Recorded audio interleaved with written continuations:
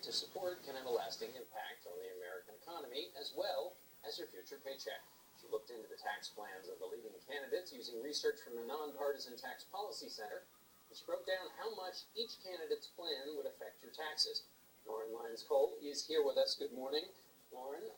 So how did you figure out how this would impact, how each plan would impact people? Well, the Tax Policy Center really did that heavy work. They looked at all of the different plans and analyzed how your paycheck would change based on your annual income. So we just pulled that data in, put it into a calculator so that you can really see how your paycheck would potentially change depending on who gets elected. So let's start with Donald Trump. How would his tax plan impact those making less than $55,000 a year? So to his credit, Donald Trump proposes to increase everyone's paycheck. So if you're making less than, or let's say you are making $55,000 a year, you're going to see about $300 a month, about $150 per paycheck increase under a Donald Trump presidency, if that is, he's able to get his tax plan through Congress, which makes it difficult. And what about those on the higher end of the pay scale? So with Trump, of course, it's going to benefit the wealthy the most. So as you go up, your paycheck would increase drastically, which would benefit him as well. Yes. And to be clear, though, before we move on, though, most of the tax analysis shows, though, that his plan would also blow a hole in the deficit, right? That's a very big point. So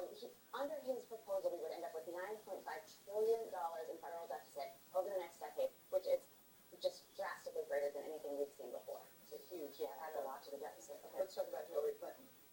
Where does she stand in terms of the tax plan? Number one, what is the average salary in this country? So the median salary is $54,000 in America, and getting to about $250,000 is where you're really in the top 1%.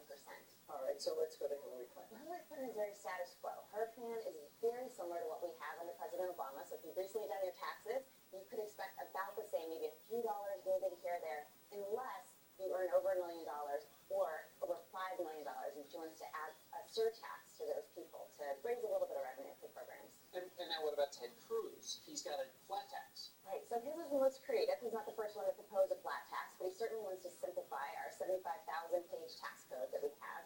But this plan would benefit the wealthy significantly more, even more so than Trump's. And people in the middle class would feel, maybe $50 in their paycheck, but not a huge difference under his flat tax proposal. And how would Cruz's plan impact the deficit? That would lead to an $8.6 trillion estimated deficit over the next decade. So it's still a very significant deficit. It would, in both cases, it would require a lot of cutting to the budget, to the federal budget. And we should point out it's not just the Republicans who are adding to the deficit. Bernie Sanders' plan would add a lot to the deficit. Well, so his is actually the reverse. His would raise so much tax revenue. It's actually more extreme than Donald Trump's proposal to cut taxes.